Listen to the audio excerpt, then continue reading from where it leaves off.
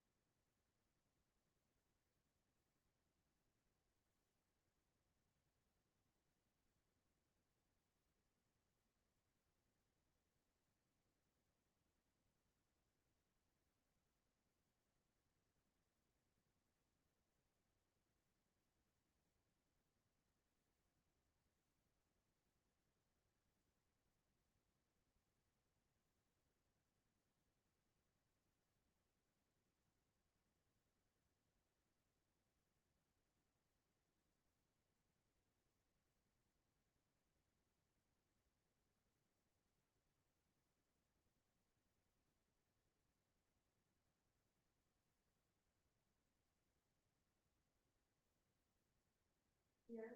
And then we'll have some water and tissue and a little yours and put in the cough drop and stuff in there. Okay. So then, I don't know if you remember Commissioner Dahl had that cough. Yeah.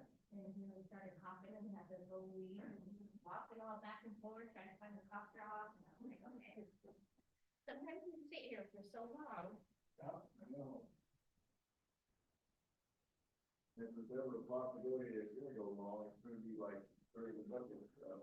Yeah, Steve Rader's not gonna be here. I was wondering if you were gonna be able to make it. He would have been able to make it, but he is helping people in like that, like RV park. Oh, yeah. They're pulling.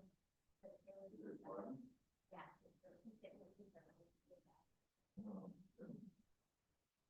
I can't believe Cowlitz came over.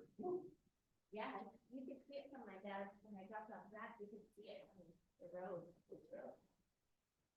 Usually can.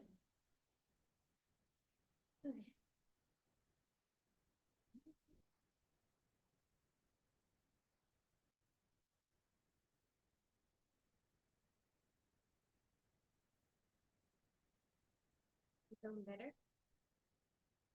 Felt great for a few hours last night, and then for some reason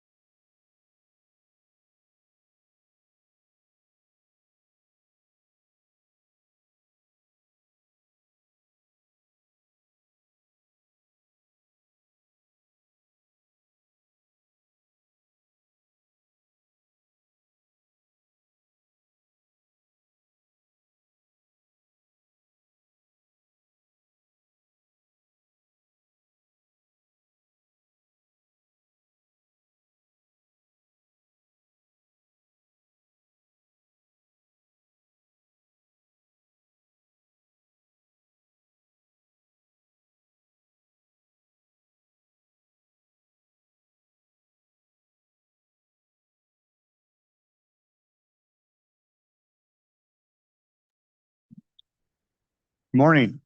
Welcome to the Tuesday meeting of the BOCC.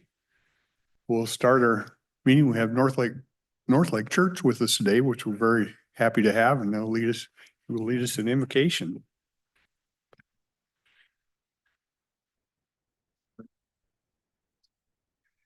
You got There we the are. green I light think now? I found a button. Perfect. Let's pray. Father God in heaven, I thank you for this meeting. We thank you for the privilege we have as a people to govern ourselves. And I thank you for these elected leaders. I pray that you'll bless them. I know this is part of their ongoing work as they work hard to make decisions for our county. And I thank you for the staff, and we thank you for those in first responder positions all over the county. And we think of our 10 cities. We pray blessing on them. And in this time, a timely decision day of those who are elected to diking districts and flood control, we ask for flood control. Lord, there's plenty of rain.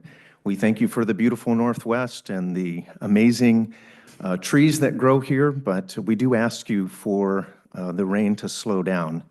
And we pray, God, for no catastrophic flooding. Would you help those who are out there trying to keep drains clear, trying to bag where it's needed so that water is diverted? But we ask you for deliverance from this. But bless us in this season. We thank you for our residents. We thank you for the light that is upon us in this season through Hanukkah that points us to the celebration of Christmas and the hope of a new year. So would you bless our people with light and love and with prosperity as we move forward in these days? Please bless this meeting and guide the decisions made by our commissioners. I pray through Jesus' name. Amen. Amen.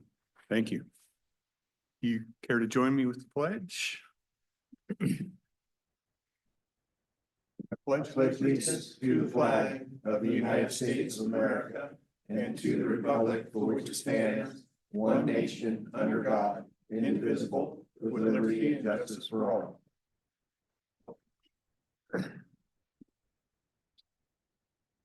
Okay, you probably noticed you have two of us today. Commissioner Rader is helping with some individuals having water problems. I thought I sat in on a NOAA meeting yesterday, and I thought it's probably been on Facebook or different news outlets, but this is what they kind of said about what we have going on in our area. And he showed us a satellite. There's a long stream of water coming to us in the Pacific. It's relatively mild, but he said it's very wet. And this, I sat in this at 12 noon yesterday, and in Castle Rock in that hour, the 12 noon hour, they got almost a half inch of rain in 1 hour, which is pretty heavy. Monday, Tuesday, they're expecting 5 to 6 inches in some of the hills, which causes a problem because a lot of runoff coming down off the hills. Looks like another round right behind it could produce as much of rain equal to the 2012 event. So we have another one coming in Tuesday night to Wednesday morning is what they're estimating. And then by Wednesday afternoon, it'll back off.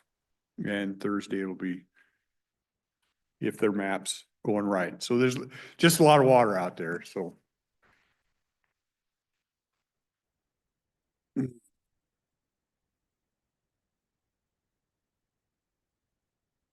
I'd, be the Stephen Rick show today. I'll ask for a motion to approve the minutes in November 24, 26 and December 1st. I move approval of the minutes of November 24, 26 and December 1st. So we have a motion to approve. Any questions, comments on any of those? Okay, seeing none, we'll call for a vote. All in favor? Aye. Thank you. I'll run down consent agenda. I'll kind of skip through this fairly quickly because we went over a lot of this last week that we weren't able to vote on, so it's just been added to this. The first four, 1 through 5, was on last week. This is basically the diking districts. election for supervisor. It means our auditor's office will do the elections for them. Noxious weeds was on there last week. We're getting a grant from ecology, and we use that to help property owners that have things that need to be taken care of. Letter to active construction for completion of Air Creek Fish Passage, that was on last week. The outside vendor to help us with our PeopleSoft financials, hardware or software that we use in the county. We use it for quite a few things. So this is a backup company to help us. That was on last week. The reconveyance for the community block grant rehab program. It was we used to have a program where we'd help rehab homes. I'm not sure how it went, but one of them in there has paid off, so we're reconveying that deed. Two additions from building and planning. We're just extending agreements with through the end of 2026 with West Coast Code Consultants and with Townsend and Associates. They do, when we're busy and we need some outside help to do some review, we send them some work to help with that. Under finance, these are two new. We have interlocal agreement with City of Klamath, also with the City of Woodland to provide district court services for 2026. We expect to see Kelso and Longview will be in here also. Corrections 14 through, I think it's 18, yes. Agreements with the cities, Longview, Kelso, Kalama, Woodland, and Castle Rock for jail facilities for and detention arrangements for individuals arrested that we take in for the cities. That's a 3-year deal till 2028. It has a daily rate will be 107.55, but it adjusts annually. It has I will look through the matrix and how you adjust that annually. Some resolutions from the finance department that we've talked about in the past to certified special district levy and special purpose district budgets. Resolution adopting and certifying the Cowlitz County Emergency Medical Service District #1 budget and tax levy for 2026. And a resolution to certify the assessor, treasurer, and auditor the amount of taxes to be levied and assessed upon property within Cowlitz County. We made those decisions a couple weeks ago. Yeah. And I think the board correspondence is all pretty much from FERC to Pacific Power for a drilling program. Heather Ogden reporting to the Fair Board. That'll expire at the end of October 2029. Bill Fashing from COG, Council of Governments, sent us a letter outlining 2026 membership dues. One we talked about, and Commissioner Rader explained a little bit last week on the Spanish Castle Master Planned Resort Construction. Another FERC, Federal Energy Regulatory Commission to Pacific Power for dam safety inspection reports. Then a letter, we signed on a letter from Senator Wilson to the Army Corps of Engineers asking about urging some dredging activities within our Cowlitz. And we received a letter back from them. If you want a copy of that letter, we'll provide that for you. You can see their response to us. Then vouchers in the amount of $1,390,089.08. I think that's consent. Move approval of the consent agenda. We have a motion to approve a consent agenda. We have any questions on consent?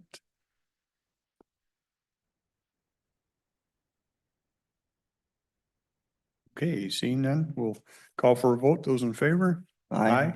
Thank you. Couple motion, it looks like 3 of them, Public Works.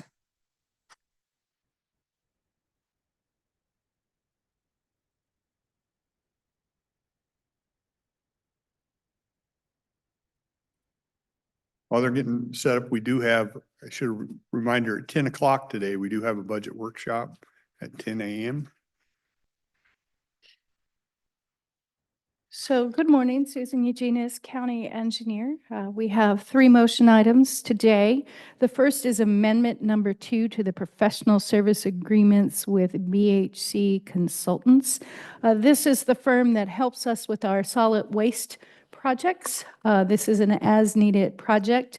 So the amendment will increase the amount payable by $1.2 million to a new maximum of $2.2 million and extend the contract to December 31st, 2027. So the increase to the contract amount is based on the upcoming projects that we know we have that we are starting to work on. The first one will be the first portion of the closure of already filled cells. This helps to in our gas collection and eliminating new leachate entering the landfill. We have an updated flare at Tenant Way, so that is our old landfill. And the current flare is oversized, it's at end of life, and it doesn't operate efficiently, so it kicks out frequently, causing our crew to have to go down there and update it. So we are downsizing to meet its current and future needs so that hopefully this one will last to the end of our permit needs. The other item that we know of is a leachate project where we need to add some additional treatment before we release it to the sewage treatment plant. In addition, there are continued everyday services to us. They help review some of our waste when they have unusual waste coming in, and some day-to-day filling plans and items like that that are short-term projects. So that is why we're requesting the $1.2 million. If we have any other big projects coming up, we would need to come back for additional dollars. Okay. Any questions on? Okay. Entertain a motion. I move approval of item 23 on the agenda, the amendment number 2 to the professional services agreement with BHC Consultants. We have a motion to approve amendment number 2. One last. See no hands. Okay, we'll call for a vote. Those in favor? Aye. You.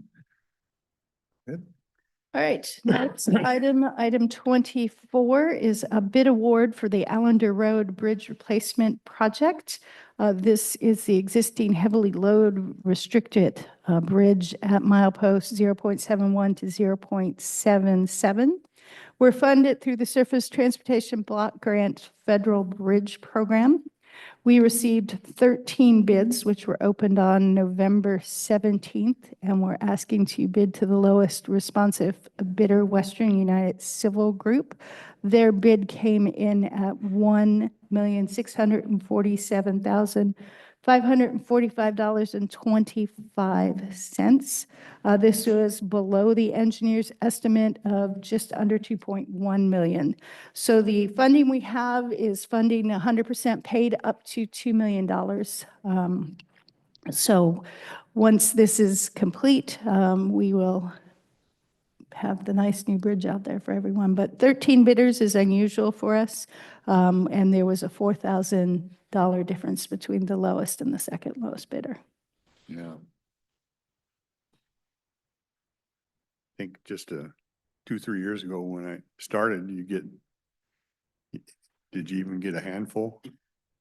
Usually not. Usually not, unless it was a big project like this, and then we maybe got a handful. Yeah. Okay. Any questions on that project? Okay. I move approval of item 24 on the agenda, bid award to Western United Civil Group LLC for the Allender Road Bridge Replacement Project. Okay, we have a motion to approve the bid award for the Allender Road Bridge project. One last call. Okay, we'll call for a vote. Those in favor? Aye. Aye. Thank you.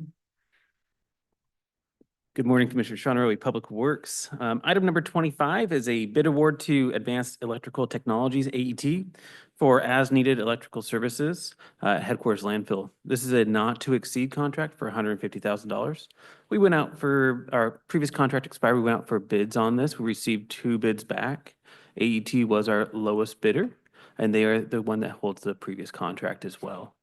This would be for as-needed electrical services for, say, PLCs.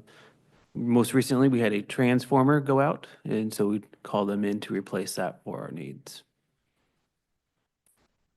Any questions on that? Okay, I move approval of agenda item 25, the bid award to Advanced Electrical Technologies. okay, we have a motion to approve the bid award to Advanced Electrical Technologies. One last call. Okay, we'll call for a vote. Those in favor? Aye. Aye, thank you. Thank you. Thank you.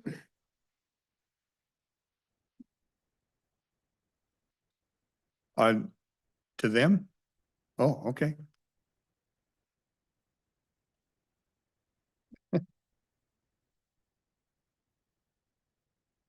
Is the green light on? There you go. I don't know how the landfill technology works or anything. So as a layman, I need to ask, with this huge deluge of water that we're getting, and we're going to be getting more, and the landfill is high, so it has runoff. I mean, is this runoff okay to go down the hillside and not contaminate other, households and stuff like that? So the way the landfill is set up, we tarp it on the active fill, and anything that hits the tarp and runs down the slope goes to stormwater. If it touches any part of the fill, it'll percolate through and go into our leachate system. So our leachate system, we collect everything that comes through the fill. We have a leachate pond, which will hold the surge in a event like this, and that pumps directly down to Turwa for additional treatment before it's released to the Columbia does. River. Oh, okay, really good. Thank you. I was considering we're having so much rain. I was concerned. Yes. Thank you. I just add on to that as well, that all of our stormwater is tested, just to make sure we are clean on that point. Yeah. Okay. Thank you. Our upcoming schedule, like I said, at 10 o'clock, we do have a budget workshop. Next Wednesday, the 17th at 2:30, we have housing opportunities in Southwest Washington in. Obviously, December 24th and 25th, we will have no meetings. Those are canceled. We will have a meeting on Tuesday, the 23rd, because we need to, that's pretty much a drop dead date. We need to adopt a budget at that point in time. Okay. I'll open it up to public comment. Mr. Kaiser.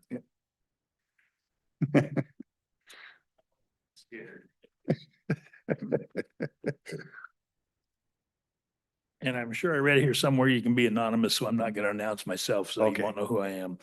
I got a couple of questions about board items 22 C and D. 22 CD.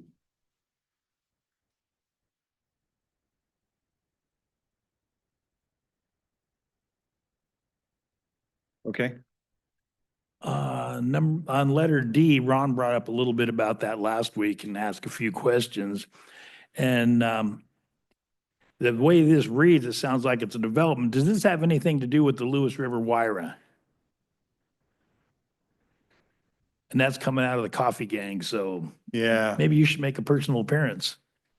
You know, I was out there the other day because I talked to Paul Allen. Paul Come on Saturday. Yeah. On the You know, C, who knows about this and who was contacted on this was Commissioner Rader, and he spoke to it little last week. I can find better Right. details on it, but I don't Right. have them right in front of me. And on the C department, it'd be kind of interesting to look and see who the membership is and what they do pay, each one individually.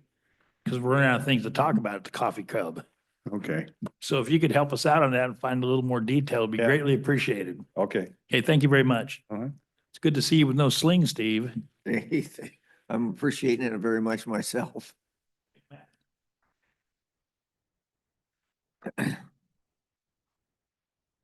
Yes, sir. Good morning. Robert Portner, I live at 3549 Old Pacific Highway South, right at Fulbright Road. I've tried for the past 3 years to get somebody to do something about the outfall of the culvert that crosses the highway there. I've been assured every time that I would get callbacks, they would look into it, get back to me. Never heard a word. I don't know who's in charge of that now. I know when Higgins was in charge of or out there at the road department, I had a good contacts with him. The culvert is a 4-foot concrete culvert that's about 75% plugged. Either myself or my family have owned that property long enough that I've seen that culvert plugged running across the highway. The only way to maintain it is to clean the outfall. And I, for some reason, for the past 3 years, I can't get anybody interested in it. It's going to flood. It's not going to take a very big piece of wood coming down, I believe it's called Pin Creek, to plug the in part of that culvert, and then it's coming across the road. There's just it's got to be cleaned out at the outfall to allow the flow of water to clean itself. I've seen it done numerous times, so I know it works. One of the comments I was getting when I did get comments from them was that they had problems with Department of Fisheries to be digging out the creek, basically. Higgins told me at the last time they cleaned it out that they had a 5-year permit with the fisheries. They've never used any part of it, I know that. It's right at the point that it's gonna flood. It's gonna cross the highway. Something's gotta be done. And going to the road department, they're always very helpful there, and the girls assure me that somebody will get a hold of me, but they never have. Something's got to be done with it. It's a short section that needs to be cleaned to allow the rock in the culvert to flush out. And that's, other than digging the entire culvert out, that's about the only thing that can help it.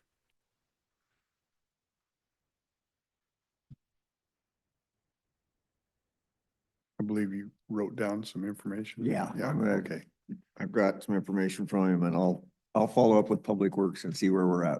All right, do you need my, Yes, Information. please, if you give me the information that, yes, okay. Thank you.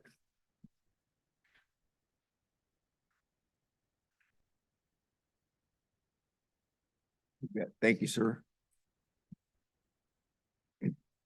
Yes, I'd like to inquire and propose for the agenda with Southwest Washington Housing Opportunities for you to request that they give some real facts and data on their whole housing program. Since housing is always viewed as shortage, they keep coming up and saying, we need more housing. So number one, you gave them $50,000 of our money to fill the new housing opportunities out in West Longview. We'd like a report on that. How did they spend that and how is it occupied? and what percent of the residents that moved into there came from Camp Hope. We'd like to know how they're managing the monies that we give them. So Camp Hope and the transition. In fact, how many of were in any of their housings that we pay for the building, and then we also pay substantial monthly stipends for the other programs. So please ask them to give some real facts and data on their programs. What is their occupancy or occupied rate on all of their, or percentage on all of their facilities? And then give what they're looking at doing some more building. Again, we know that the facility out in West Longview cost us over $400,000 per unit to build, let alone what it's costing us to pay for the occupants that are under their variety of programs. Thank you.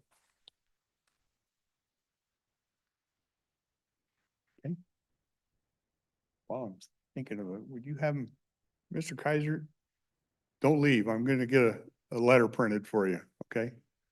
On, from Bill that shows what they're billing us. Old fashioned. Yeah. I don't have Everybody. everybody, but I do have us. Right. Ron, I think we'll have a lot of questions. I think specifically what she's in for on this one doesn't mean we can't ask about the others, and I will. Is they're looking at a new project kind of out by, it's out Ocean Beach. Do you know what that crossroad is there? It's just this side of. Baker's Corner or Baker's something. Corner. Yeah. They're looking at a new project that would be similar to Sunrise Village, and I know that's her topic when she comes in, but we'll certainly ask on the other. And normally, the approval is based upon past investments for us in housing, so they can come up with a good story to justify. Yeah.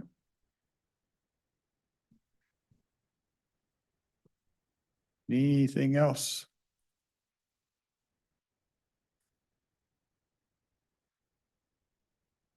Okay, I don't. We advertised the workshop at 10 a.m., so we need to stick with that 10 a.m. so we can recess till then. And unless you have other questions, we'll just recess till 10 a.m. Then we'll go over budget. Okay.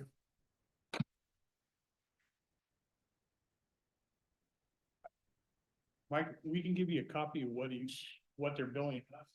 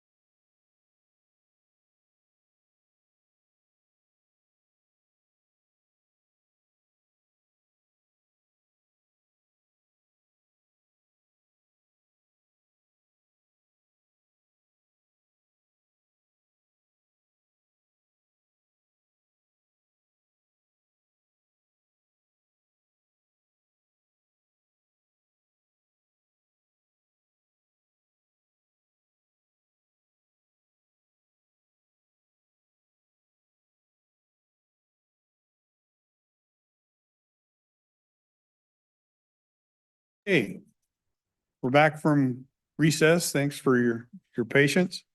We'll head into this budget workshop. I guess as a short recap, a lot of this came up because of last week.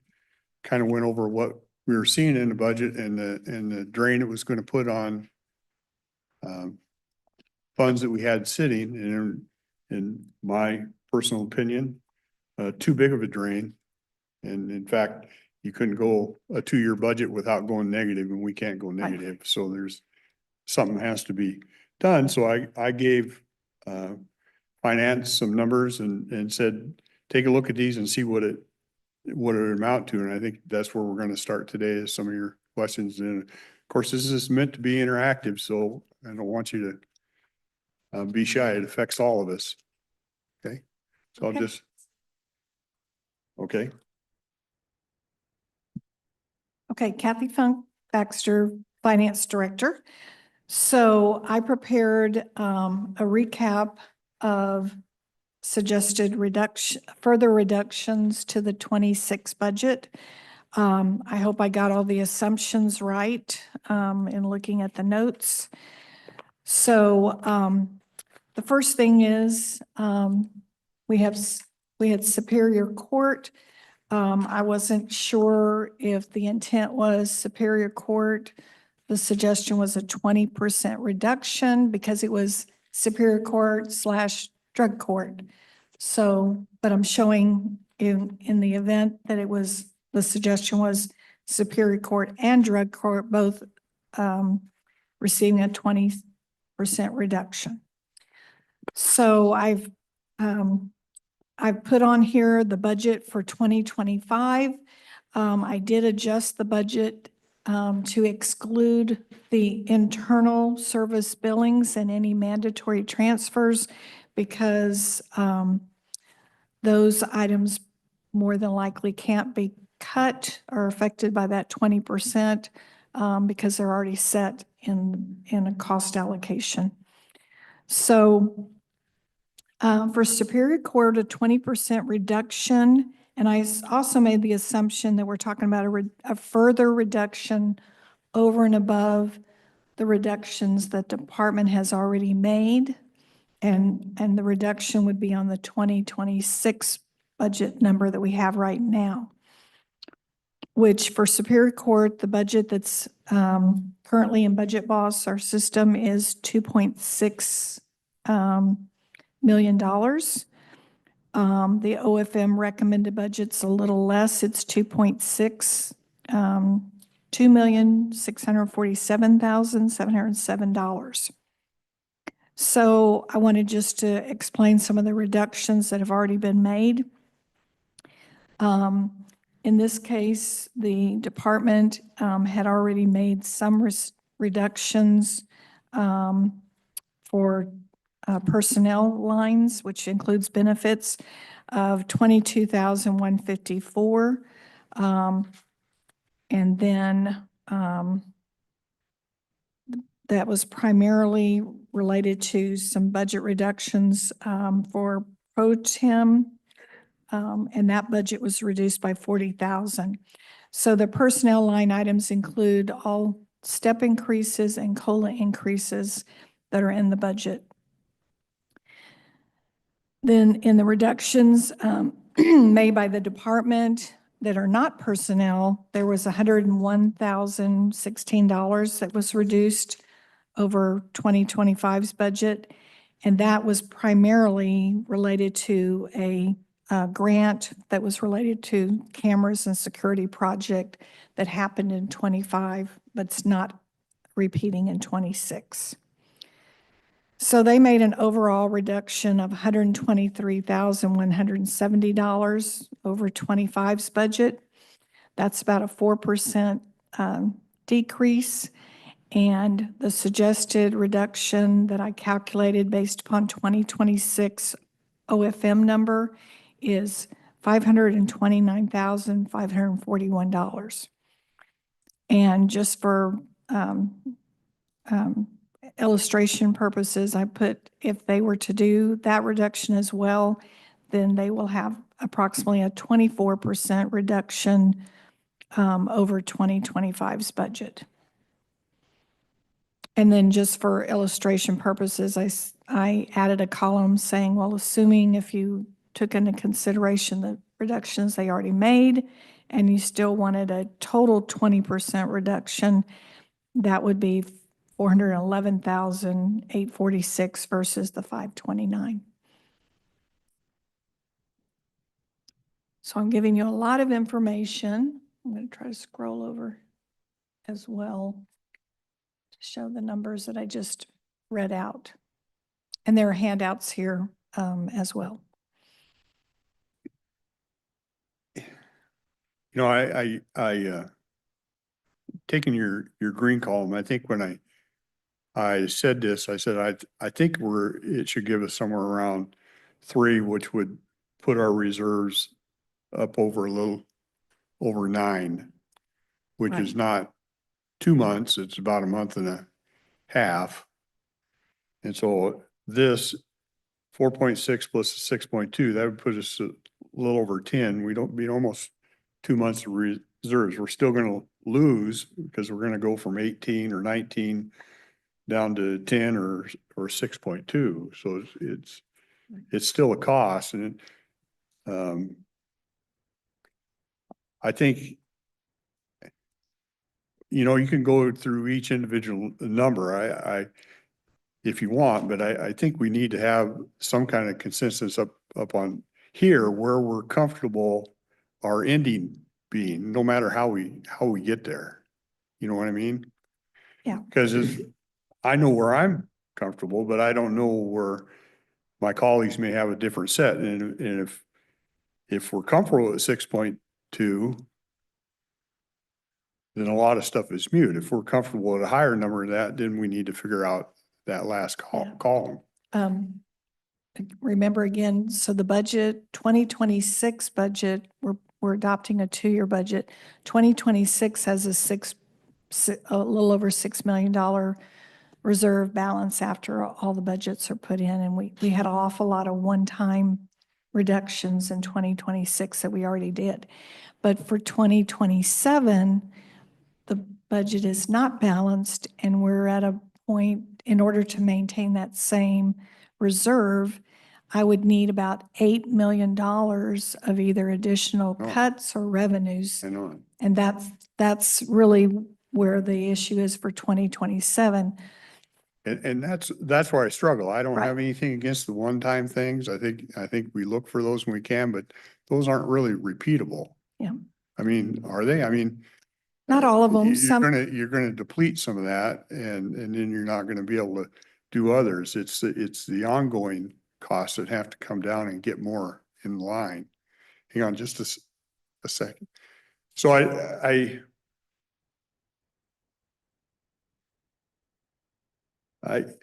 know, we're going to go from 19 million in reserve, which is basically 3 months. And I know our policy is 1. I get that our policy is 1. I think the auditors always tell us they'd like to see 2 or 3. I don't think I'm speaking out of turn there when they come in. Personally, I'd like to see us 2 or 3. If we could get it to 10 in that first year, and then they're still going to have something drastic happen in 27 to not be under. That's probably closer a number I'd live with, but it's not going to come without pain. Yeah. And I do have a question, and again, I need to apologize because I know that I'm a tightwad. Okay, down here in the 4th one, juvenile detention. Okay, and you have the figures here how it's going to deplete. However, I've been told that the capacities or the people that normally are detained average around 7, 8 juveniles. Now, is that true? Do you know? Okay, if Yeah. that's the case. Yeah, in 2024, it averaged for the entire year, if you were looking at all the months, at about 10, but some months were as low as 6, 8, Correct, okay. things like that. Okay, with that in mind, it is, to me, absurd to have this amount of money when we could take and pay another county to house those juveniles for a whole lot less and take that amount totally off. Things need to be changed. If we are as tight as we are, and we can't afford to pay this amount of money when we only house the most, what'd you say, 12 most? It doesn't add up. It's illogical to put that much money out when we could farm these kids, I hate to say that word, farm these kids out for a whole lot less money. And that might be a thought. Thank you.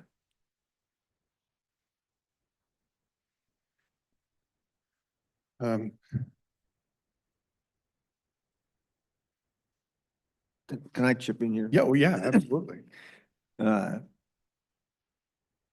watched last week's video and I apologize for not being here.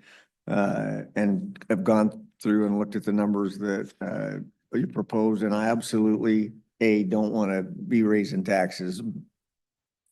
B, do not want to be running the county into a major deficit problem. And at the same time, I ask myself, looking at these type of numbers, these types of cuts, where as a county, for all of the departments that are represented by this budget, what specific level of service are we required to provide?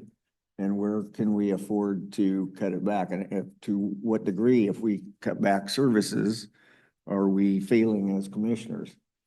I'm seeking that balance or that understanding of where do we maintain the level of service that our constituents expect from us, and at the same time, not be gouging their pocketbook and not be cutting services back to the point that we're failing Cowlitz County.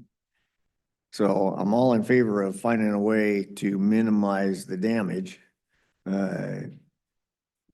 to our reserves, and at the same time preserving the level of service that we expect from everybody. So I'm open to all the suggestions that anybody's got to make this work. And I understand that the way things are headed right now is not a good direction with the numbers that we proposed at this point. The other sad part of this, in my opinion, is that maybe we should have started this process much sooner, because now we're up against a really tight timeline to get the budget approved, and at the same time, try and work out numbers that, looking at these, are going to be pretty objectionable to everybody sitting in a room, to try and weave that fence line and make it work.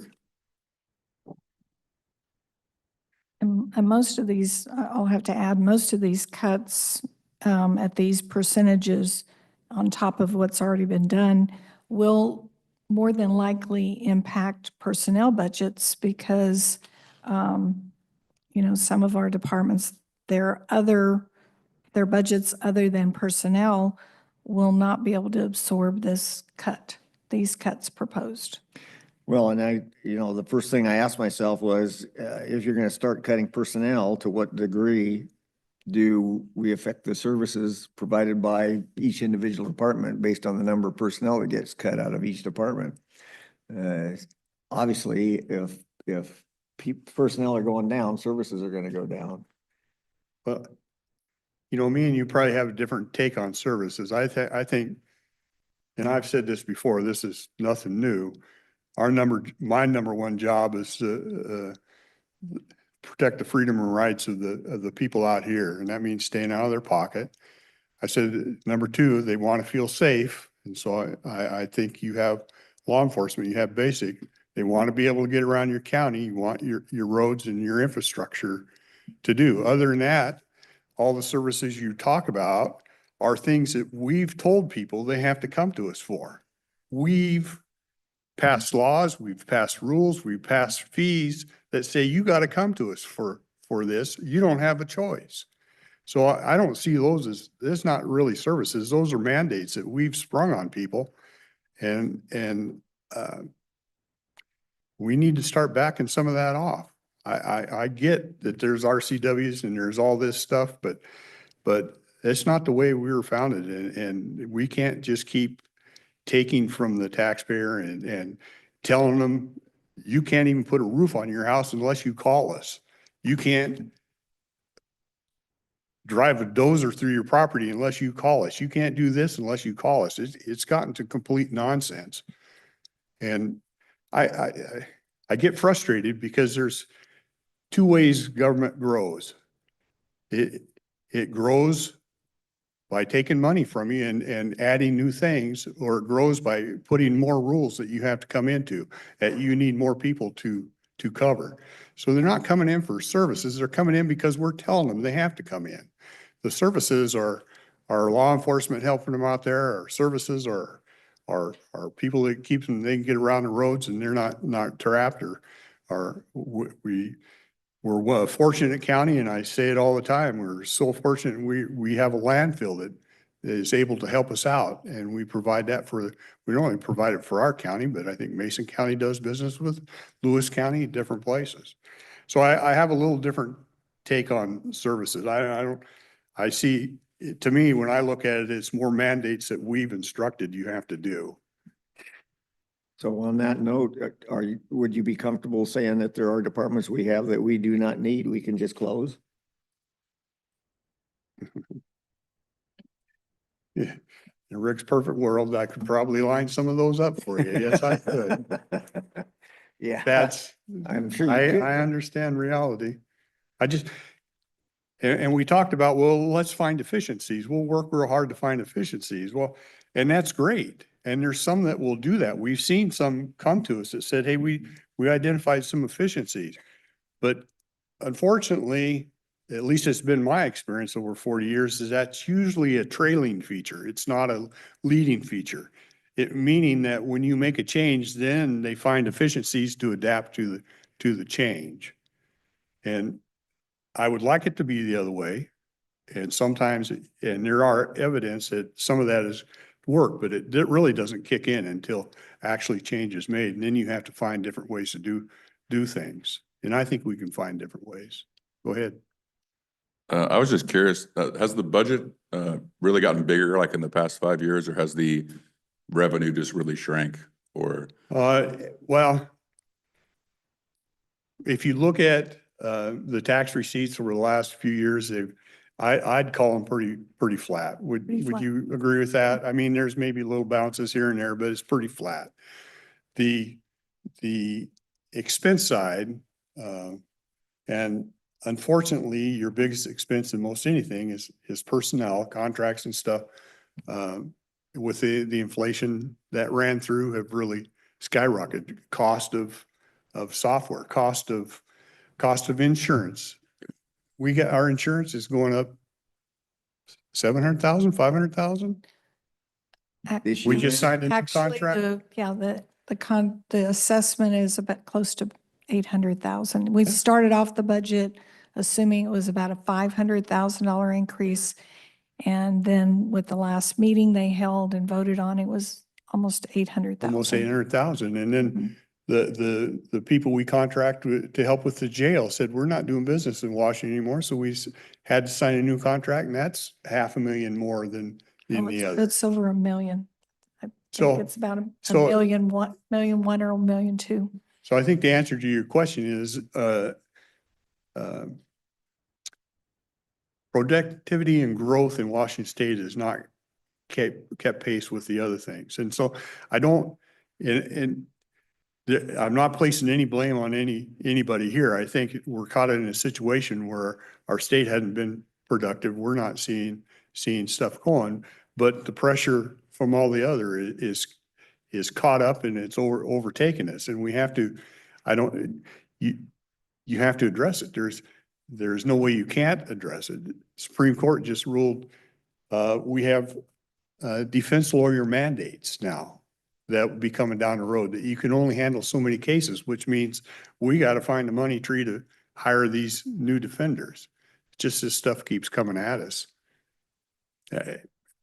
If I had an easy solution, if I had a magic wand and I could shake it, I'd do it, but I don't.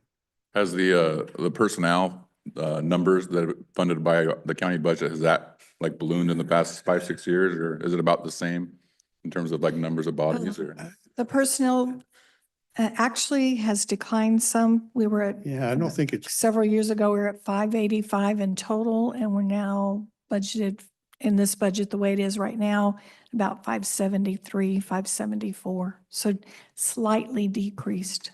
yeah. So a lot of the state tax increases are kind of double edged because they hit the citizens, but they also hit local governments. When you keep, and I say this all the time too, and some don't like it, some maybe don't agree with it, but when you keep taking productive money from the citizens and turning it into nonsense programs that our state does, it has to affect your economy. Yeah. In fact, there's a study on it, and I have it somewhere. They've actually done studies on this, and it's basically every percent you take out of GDP in taxes, it affects 3% in growth.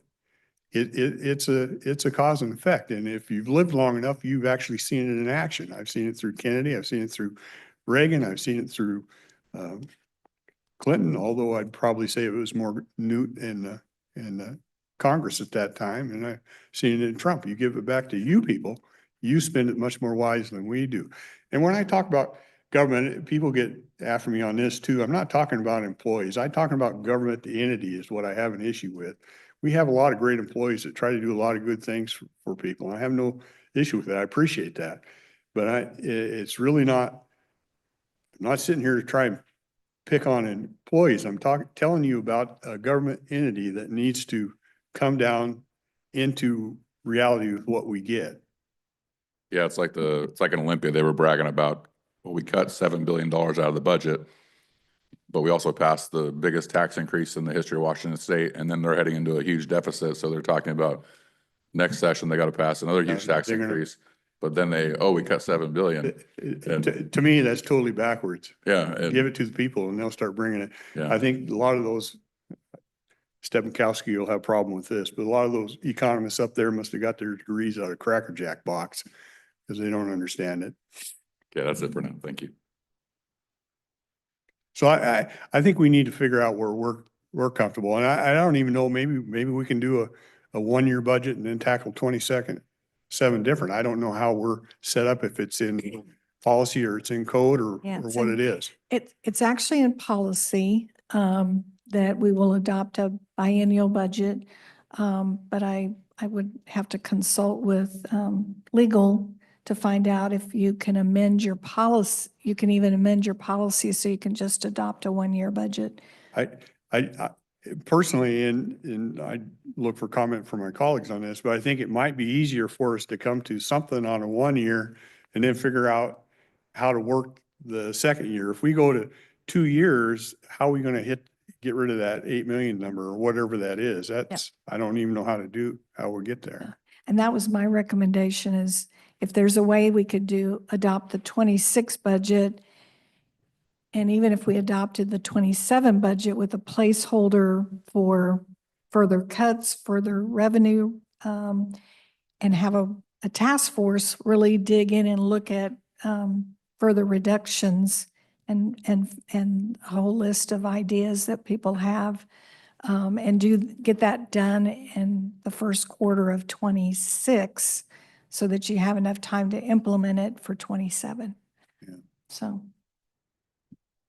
Go ahead. Yeah, just a couple questions. On some of these categories, for instance, the sheriff, it says the reduction is 10%. It gives the 25 budget at 11.4, but then the 26 budget is 11.5. It's actually increased. So I'm not understanding. There's like 4 or 5 categories that the amount actually increased, even though it says there's a reduction. Yeah.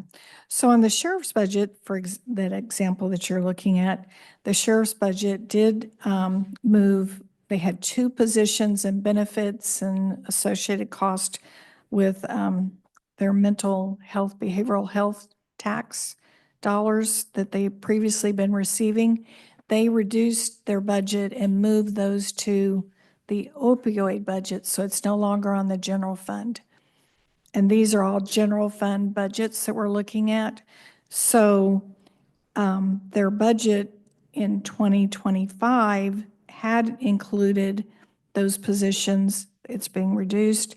They've also increased some of their budget line items. Yeah, you know, that's kind of a good point to bring out.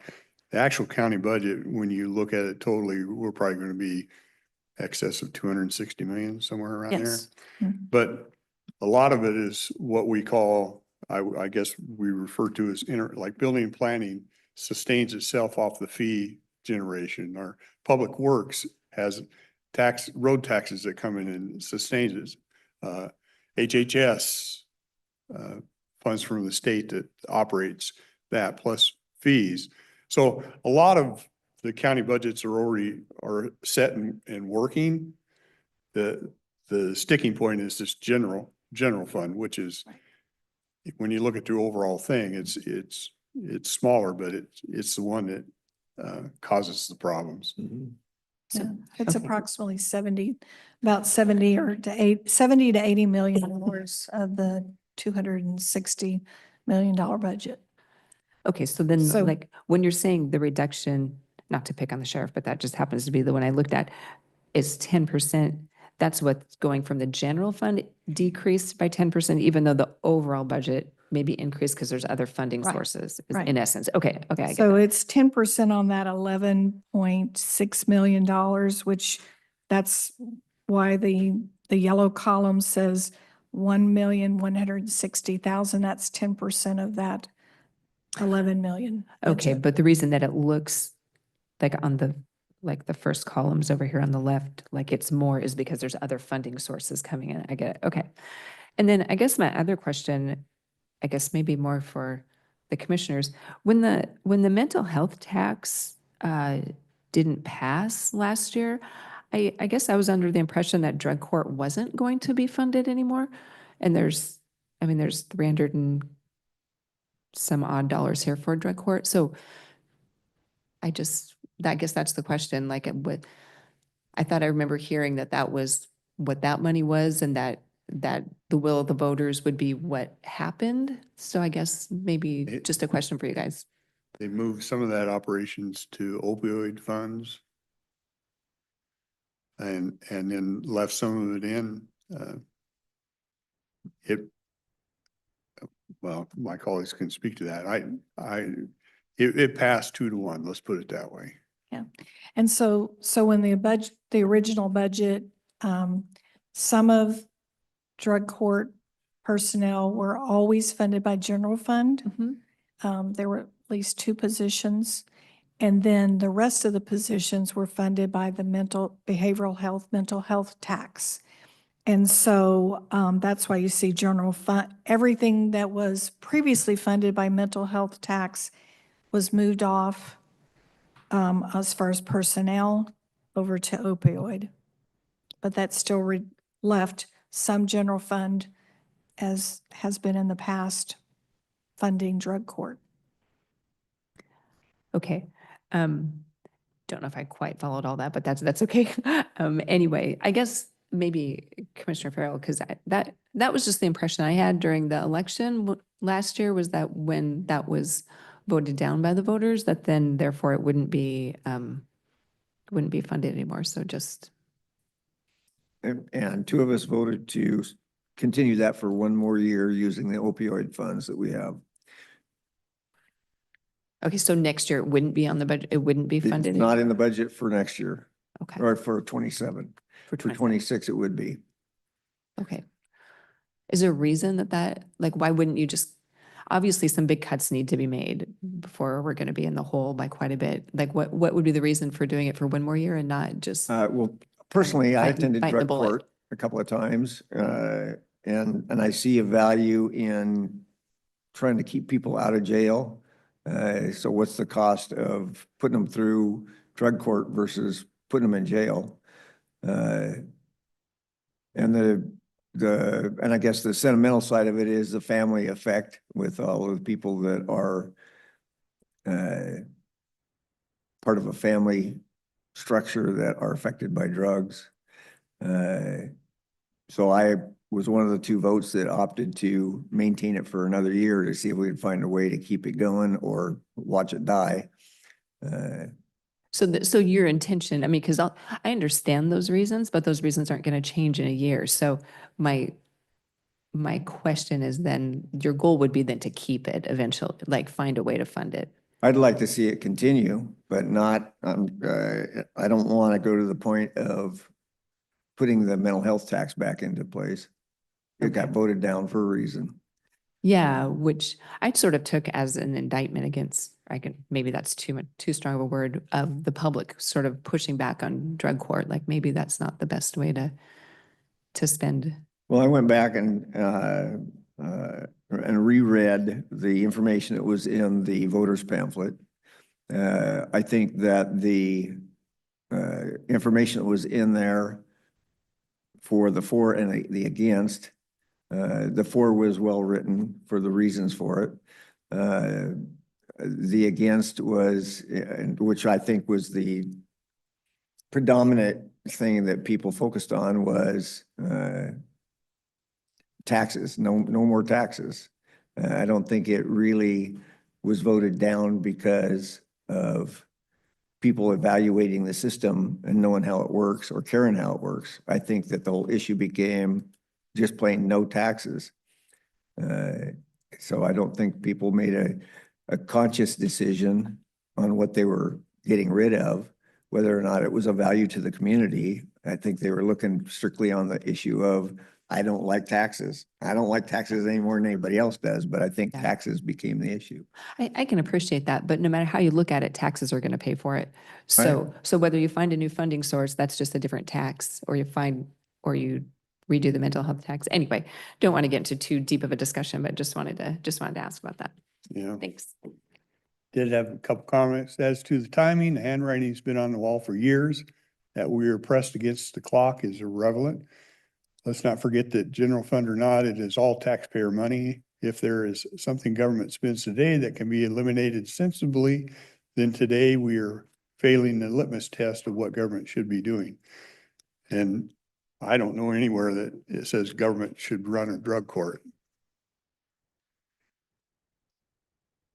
Question, the sheriff's line includes the jail, is that correct? No, No. no. The sheriff's line is only for the sheriff's, the deputies and the sheriff's programs, does not include corrections. That has a different budget. So corrections is not in the general fund. It is in the general fund, but it's not on this sheet today recommending a reduction. Oh, okay, okay, it's not Only included. the sheriff's department was part of the proposal or the suggested cuts. Okay, that's why you said general fund runs 70 to 80 million dollars, and all of these only add up to about half of that. Yeah. Okay, in summary, because that gets back to, we had 5 interlocal agreements with communities around at paying for us incarcerating individuals from the other counties. Okay, thank you. We in Cowlitz County, corrections falls under the commissioner. Some counties, corrections falls under the sheriff. Cowlitz County is not one of those. Yes, one other quick comment I want to make about the drug court issue is drug court dollars are tax dollars. And if people are in jail, that's tax dollars. So, how do you balance which one of those is a better benefit to the community? Okay, enough said. Good morning. My name is Michael Evans. I'm a Superior Court judge. I'm an assistant presiding judge for the Superior Court. I've served as a judge since 2009. I come before you to address the proposal to reduce the Superior Court's budget by 20+%, a proposal so sweeping that it calls into question not only our operations, but our county's commitment to justice itself. I also acknowledge that this proposal originates from one commissioner, and that the full board may not share that same view. I take that as an encouraging sign. When a proposal carries consequences of this magnitude, it deserves careful, deliberate judgment from every member of the board to pause and to consider carefully whom such a plan ultimately harms. The Superior Court's budget is roughly $7.5 million. The proposed reduction of $1.5 million is not a trimming of excess. It is the removal of essential sinew and muscle, the very strength that allows a court to function. More than 90% of our budget is tied to the people and services the Constitution requires us to provide. A cut of this depth is not merely impractical, it is destructive. To comply with such a reduction, the court would be compelled, among other cuts, to eliminate court commissioners and to halt mandated appointments of guardians ad litem and attorneys in minor guardianship cases. Striking these services wounds the people who depend upon it and who cannot advocate for themselves. If the court commissioners are eliminated, the dockets they sustain collapse with them. Protection order hearings, child support and contempt matters, guardianship, probate cases, civil motions, involuntary treatment act motions and hearings, eviction calendars, dependency matters, all would cease to operate. These are the dockets through which the court protects victims of violence, children owed support, the elderly and incapacitated needing oversight, individuals suffering acute mental illness, renters facing eviction, and families entangled in allegations of abuse and neglect. These are not optional services. These are shields and lifelines for the most vulnerable members of our community. To remove them is to leave the people defenseless in their homes, in their families, and in their most desperate hours. The Constitution of this state establishes the judicial branch alongside the legislative and executive as a co-equal branch of government. The board may set the court's overall budget, but it cannot dictate which judicial functions survive or impose program-specific cuts such as those suggested for drug court, juvenile probation, and detention. The Constitution does not permit one branch to cripple another by withdrawing the very means by which its duties are carried out. If a 24% reduction is enacted, the court will be unable to fulfill its constitutional obligations. At that point, the judiciary may be required to invoke its constitutional authority to secure adequate funding. No one in this room wishes to see scarce public resources spent litigating the basic principle that a functioning justice system must be funded at a level that allows it to function. Nor do any of us desire conflict between branches of government, but neither can we stand idle while justice is dismantled. I'm here to remind us all that justice is not an abstract ideal. It is a living force made real only if we maintain the structures that allow it to be delivered. A 24% reduction would strike at those structures and leave those most in need without the protection they are entitled to under the law. I urge this board, each of you, to consider not only the cost of funding justice, but the far greater cost of failing to do so. The rule of law is not sustained by aspirations alone. It is sustained by the courage of those entrusted with authority who are willing to support the institutions that safeguard the public. You have before you a choice with consequences that will echo through the lives of our most vulnerable citizens. Choose to protect them. Choose to uphold the Constitution. For if justice falters, it is the people, not the court, who are left to bear the weight of its absence. Thank you.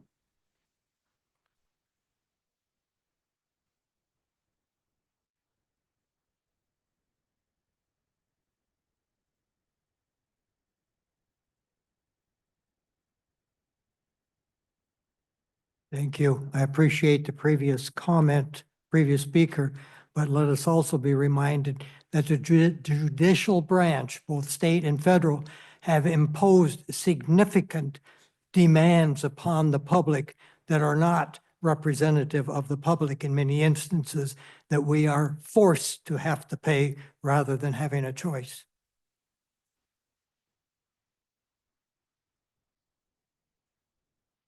Good morning, Commissioners. Brad Thurman, Cowlitz County Sheriff. Just want to make a few comments about how we arrived here today, and I want to give credit to Kathy Funk Baxter, who's been the budget director here for about 3 years. And I know since she got on board, she's been beating the drum knowing this day was coming. So it's not been a secret. We're aware that there's financial issues and we're going to reach this point, and that's where we're at. Myself, and not to speak for other electeds, we did have a meeting yesterday, and I think there was a sense of, I guess, maybe betrayal for the budget process. It was been set in place. They've done that for many decades, had the 2-year budget cycle, and we entered into that in June. I think the budget packets went out, had to have those in August, and a series of hearings throughout the fall. And here about a month ago, I guess it came to a head. Kathy had to hold your feet to the fire to reach some decisions, and a lot of us were here and participated in that and thought we had a path forward for 26 and 27. Some cuts were made. And in a particular case of the sheriff's office, relying partially on that, I had 3 new deputies start the police academy yesterday. That's a 5-month program, which hopefully will lead to a many-decade career with the sheriff's office and serving the citizens of Cowlitz County. And part of that, we pay the state $7,800 for each of those deputies to go through the academy. So we got a commitment there to that. In terms of our staffing, we are fully staffed at this point. We have 1 retirement coming up in January, but I appreciate the commissioner's support and help with us doing that. And over the last about 3-4 years, we've actually restored 5 deputy positions to where we were back in 2008, which that was kind of one of the last big budget downturns we had, and we lost some deputies, positions. They were shifted to court security, lost 7 civilians doing court security.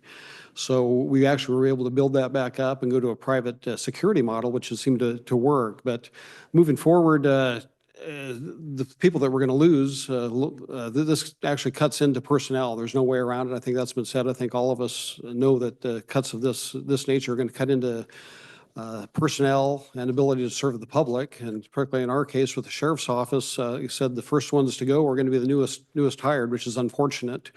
That we'd have to pull the rug out underneath them when we could have, if it was going to come to that, hopefully that could have been done prior to this. But moving forward, I think the suggestion's been made to, like I said, to maybe have a status quo budget or have something clear for 26 and kind of roll up our sleeves. And I know a lot of the department heads and electeds did that here earlier this year. We had the workshop across the hall and came up with a lot of good ideas, I think, that would result in some budget savings. I don't think those are really addressed in the budget process. But I'd encourage the commission to give us a green light or a clear path forward, at least for 26. And like I said, roll up our sleeves, sharpen the pencils, and see what we can do. I think there are ideas out there that have been used in the past, whether it's furloughs, retirement buyouts for senior employees. But I think there are ways we could work through this and it's about maintaining county services, but also being fiscally responsible. So I think there's some ideas there that really haven't been addressed. And instead of these cuts, which certainly Judge Evans had a heartfelt presentation. In fact, it's going to affect our office quite a bit too. Looking at 1.1 million, that could be up to, by my calculation, 7 or 8 deputies. Yeah, and deputies, or we have some other peripheral positions like animal control, which, as an aside, I know I've brought you guys in the loop. That's something kind of out of our control. It's been brought into the sheriff's office due to the situation of the Humane Society. That's going to add up to over $500,000 this year as it's now slated. And the Humane Society of Southwest Washington, which took over, they're upping our rates, or their proposal is from $111,000 to $225,000 for next year. And that's in the works to be brought to you here in the next few weeks, working through that with the cities and that proposal. But that's out of our control. The court security function that we provide, that's, I think, approaching $600,000 a year. And that's something we do really at the request or order of the courts to maintain that. That's in our budget. So we have these things that are not under our control. The things that really, very few things under our control are personnel. So these cuts at the current level would result in loss of deputies, being short-staffed and limiting our response times to emergencies. So I just appreciate, if you guys are willing to work with us and, like I said, roll up our sleeves and see what we can do moving forward to pare some of the expenses and serve the public. Thank you.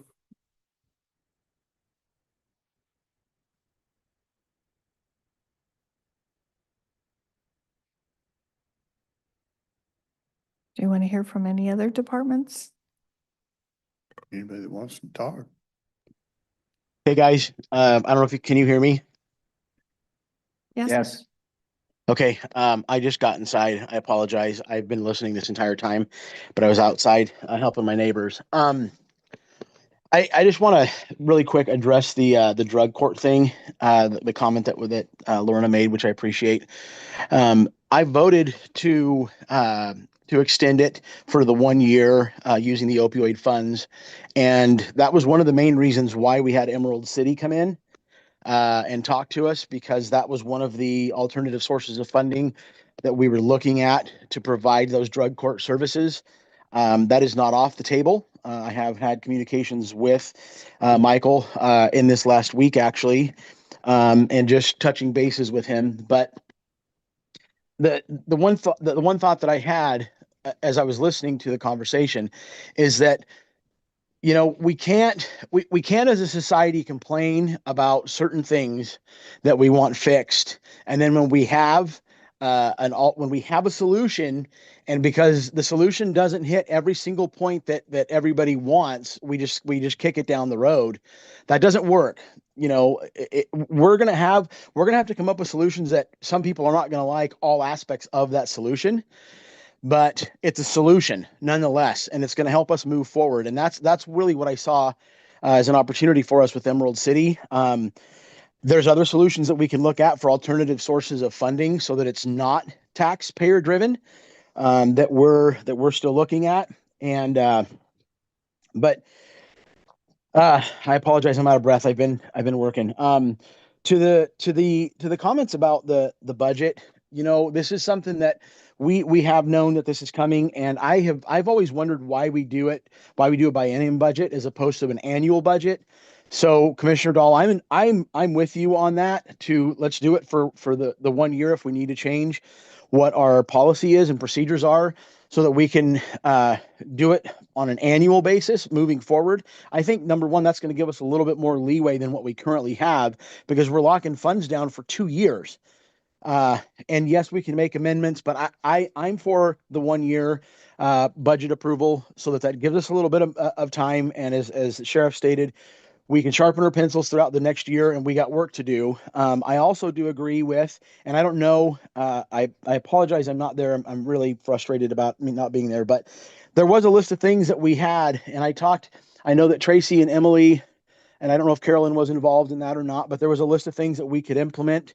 Some of them were short term, some of them were just, you know, to help us in the near future, but some of them were also longer term that we might be able to stick with, and that would be able to help us with the budgeting. And I have that list.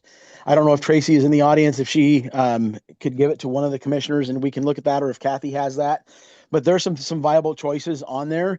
But the reality is as Commissioner Dahl stated, we're getting unfunded mandates shoved down our throats. And because of the decisions and the choices that Olympia has made, we're having to deal with that, and we're having to make some tough choices. And I appreciate the comments that have been made. We're making tough choices with regards to our insurance. We changed our medical insurance. We saved money there. We're looking at all viable options that we have.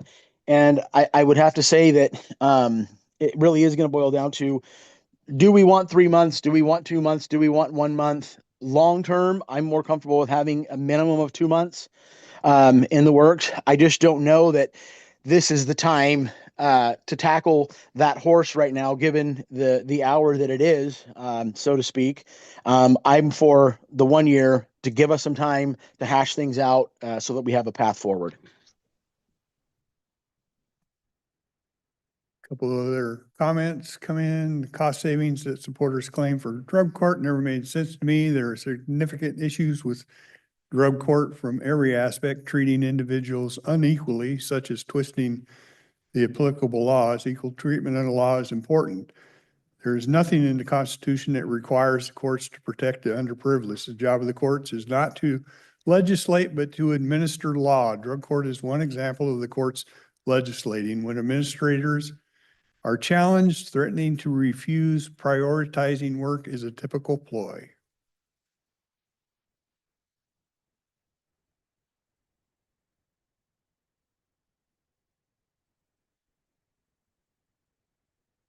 I think what I'm hearing up here is we'd like to look and see if we could do 1 year. Okay, I can, Let's look, check on I can that. check with legal. I think it'll be easier to come to a agreement on 1 year. I've looked over that list. There's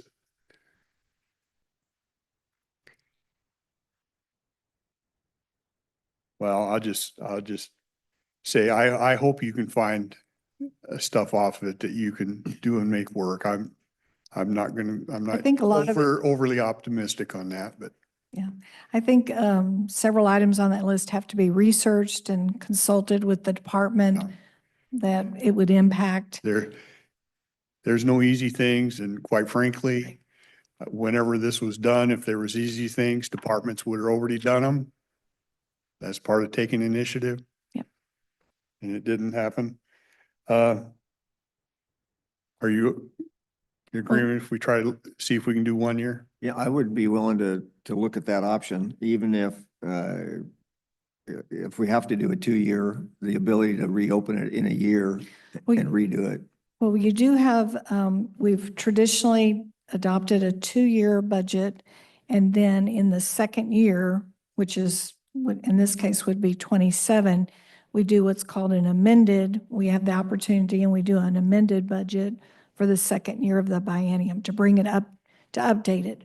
But it's done in almost a year from now. That would be in the fall of 26. And I think that's too late if you really are going to look at some initiatives and some deep cost cutting. Plus, can we run a deficit budget?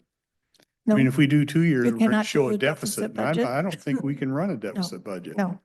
And the other thing that you run the risk of, and we're already running the risk of, is cash flow. You have to have sufficient cash flow to pay all your bills. And the way we're set up, to one of our major streams of revenue, which is our general property tax, primarily comes in twice at 2 Right. increments for the year April and October. So you're running the risk of a cash flow issue because that 1 month won't possibly be enough to bridge the cash flow issues. Yeah. So I'm concerned about that too. Anybody out there have issues with 1 year if we move that way? Okay, I think some of these departments also have some suggestions of some things that they possibly may be able to cut. But not, I don't think any of them to the extent of what's proposed without impacting personnel. But I guess in reflection of some of the comments that have been made for services and overall county responsibilities, yeah, I agree with road crew taking care of the county roads, et cetera. Else, the other thing for not just the sheriff's office, but for law and order, I view the courts as a part of that system. Whether or not each function of the court is something that's mandated or constitutionally needed, et cetera, might be another conversation, but the courts are part of that law and order that I don't think if you just focus on the sheriff's office and ignore the courts, I don't think you're upholding the needs of the county. So somewhere there's got to be a balance in there for that whole system rather than just focusing on one department of the law and order, what I'll call the law and order group in there.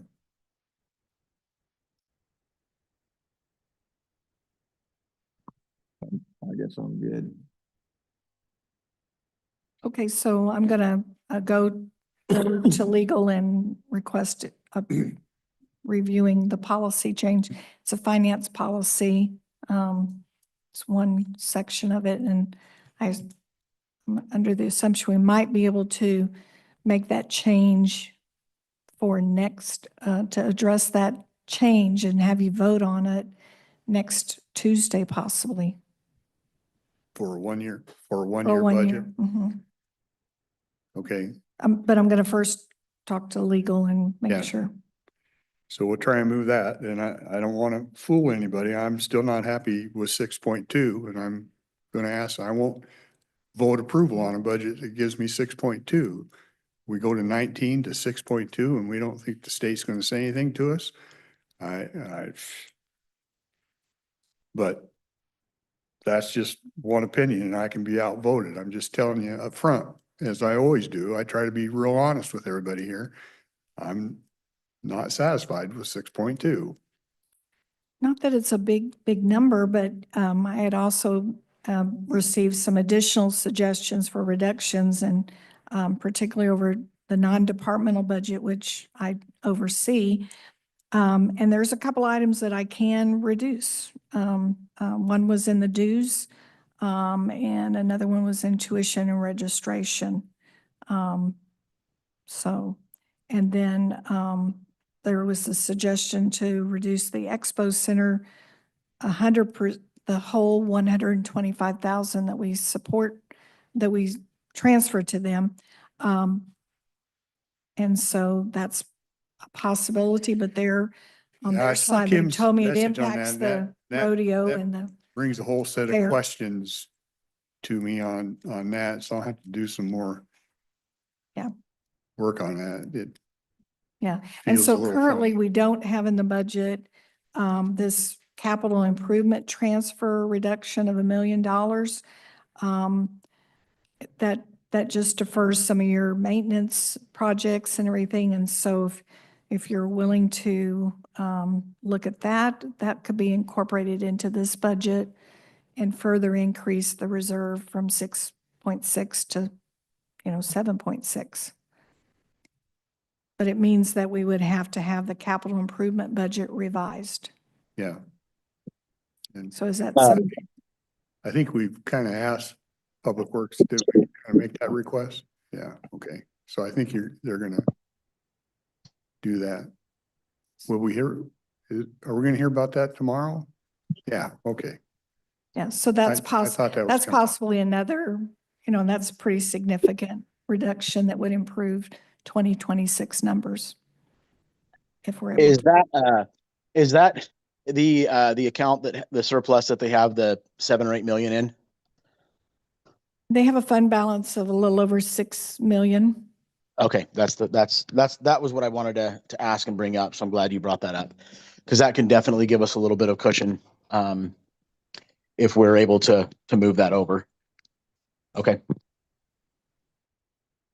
Yeah. I guess I would also like to suggest that to the best of our ability in the budgeting process, if we're just going to start with the numbers and say that this is what we've got and where necessary cuts are, that as soon as possible, those numbers should be upfront in the discussion of the budgeting process. So then we can go through the budgets of the different departments and we can work through those difficulties rather than go through the hearing from all the different departments and their proposed budgets. And then suddenly we come up and we're up against the deadline now and throwing out numbers that says, let's make these drastic cuts. And by the way, you got to live with it. If we're just going to be from the commissioner's side, if all we're going to do is look at the end result numbers and throw out, this is all we've got for finances and there are no options, then the budgeting process is from one side to the other is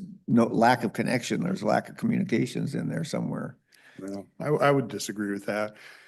What the first budget I came through, when I come in here, I sit down and said, we got to find a budget where these equal. We can't keep spending more than we have. And I've said on numerous occasions that we need to sharpen our pencils. And I've said on numerous occasions, you don't want me making that decision for you. But that's where I got stuck is we were sitting, we were looking at this big taken out of our reserves. So, okay, I'll make the decision. I'm a big boy. I put on my pants. I'll do it. But I ask several times that it be done out here. So it's nothing new. It's been going on for 2 years. Mm-hmm. And You know we it has, do, because we've talked about it. yeah, we do present in August a preliminary revenue and expense budget, and that's where you see revenues don't match expenses. And it's been a deficit for several years. So I agree. I mean, it needs to start with, this is how much revenue we have. How can we build a budget that is within those revenue streams? Yeah, in simplest terms, you'd like, okay, this is the money we have. This is the allocation you're going to get. You decide how you do it. I don't run sheriffs. I don't run Superior Court. I'm not in a position to tell them, you need this, this, and this, and you can cut this and this. I wouldn't know. I can offer up questions and ask, but really it's each department knows their departments. They know where that is. And you have to rely on them to put it there. So I think if you want to say we made progress, we're going to look at try and do it one.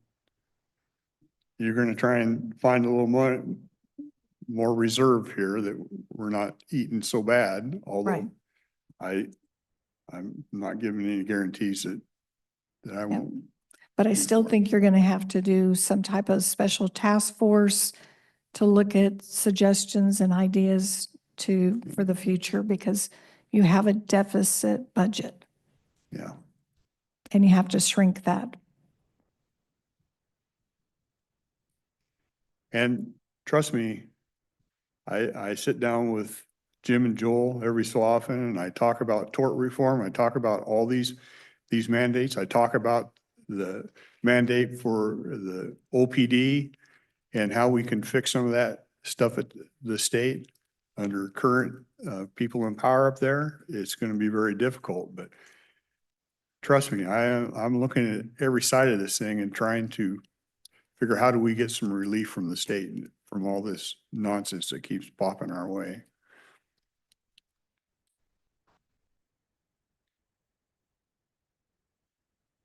Is there anything else you want done today? Is there Discuss anything else? when it come up?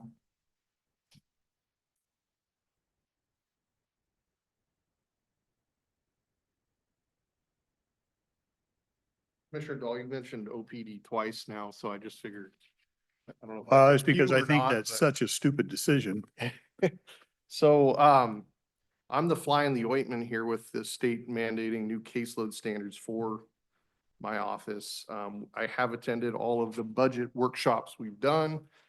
In short, we're in a point of expansion. We have to expand. As you see, I'm seeking to increase my budget by, I think it's been a while since I've done decimals this far out, but I think 5/10,000ths, so 0.0005% increase of my budget. So to decrease my budget by another 5%, we've doubled our floor space. As you know, we bought another floor in the building we're in. We are not expanding beyond the addition of one attorney at this point in time next year. That does put us up against mandated ratios of attorneys to support staff, paralegals, et cetera. But I am doing what I'm doing with the commissioner's kind of agenda in mind, which is not overexpanding, not overspending. So that's why my budget is where it is. It says status quo in the green section of the handout, but it's kind of a badge of pride at this point that we're being forced to expand and we're not costing the taxpayers or anybody any more money in doing so. So, I mean, that's about as far as I can cut it. I don't think there is any fat to cut from my office. I have a lot of wants, but I'm putting those aside and I'm just asking for needs at this point in time. So that's what we have at the Office of Public Defense. I feel comfortable coming to the board and saying this is a need, but the only thing I've done so far in that vein is one additional attorney for next year. And I've explained why that's necessary, just so the county stays in the right side of these new standards. I do believe, isn't Wasack pushing a lawsuit? Yes. Yeah, And there's I a lot know of talk. there's Right. There's a lot of movement as there's well some for- movement Yeah. trying to get some of that. So we're trying to work, We're trying to work not within it. just, Yes. not just in this room, but we're trying to work outside this room. Right. There's a lot of people saying, where's the funding coming from? And I think the legislators in the state are hearing us, but it's just conjecture. They're at too this point busy in time. building battery powered ferries down in Florida. And we have secured the only sizable grant we can apply for, which is a $263,000 grant. So that's where we're at. I just thought I would address that. Appreciate it. You got one more comment on that? The requirement for a reserve should not be part of the argument. The argument is spending more than is coming in. I agree with that. The reserve is for difficult transient situations. I agree with that. That's what a reserve is for.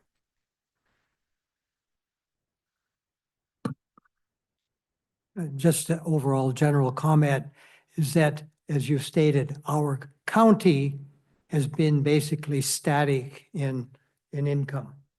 And that is impacted by all the citizens of our county, in that we've had some major projects that didn't get approved that would certainly have contributed to it.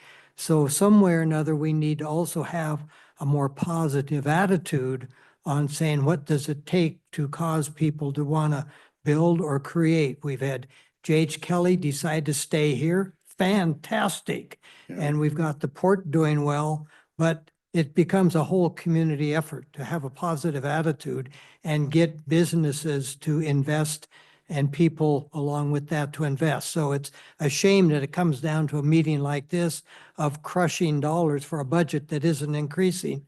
And as you said, unfunded mandates are going out of sight, and we don't see any end in that. So again, it takes growth to accommodate increasing functions.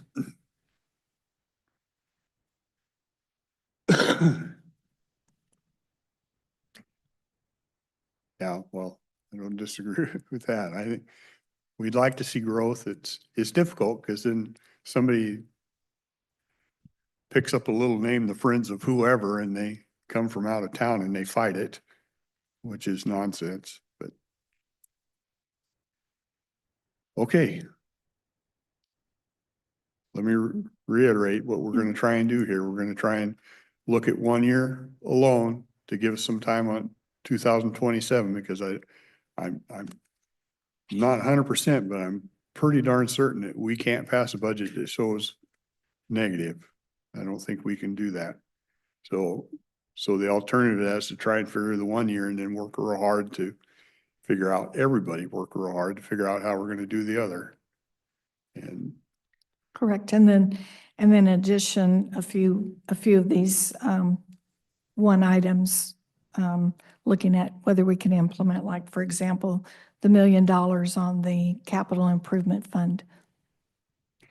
do you think we can see it?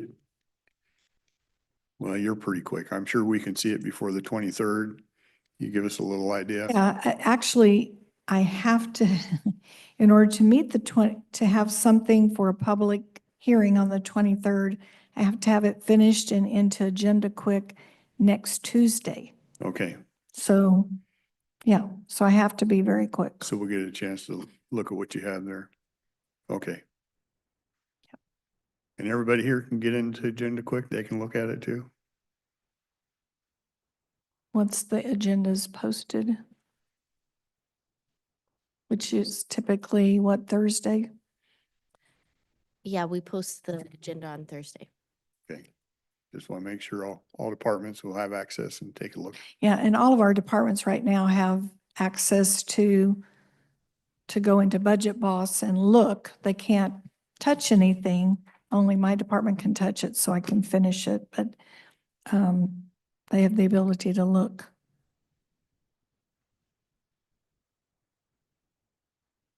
Okay.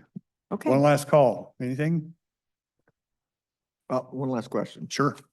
On the numbers that you presented last week for the different departments for the different percentage cuts, was there a methodology how you, instead of across the board, everybody had to do 10% or 12%? How did you arrive at the different percentages for the different departments? Probably a little bit on got bigger because there's more funds over there. Like I know what you call law enforcement and sheriff and stuff, that's over 50% of the budget right there. So the bigger thing was trying to get down to a dollar figure that we could increase the reserve. You can move the percentages however you want. I'm not married to any of those. I'm more interested in, my personal view is more interested in how do we increase the reserve? Okay. Yeah, and I think you were looking at what these numbers would get us closer to a Yeah.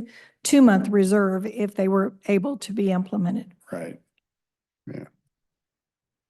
Wasn't. Some probably think I was trying to pick on Buddy, but I wasn't trying to pick on anybody. I was trying to arrive at a number.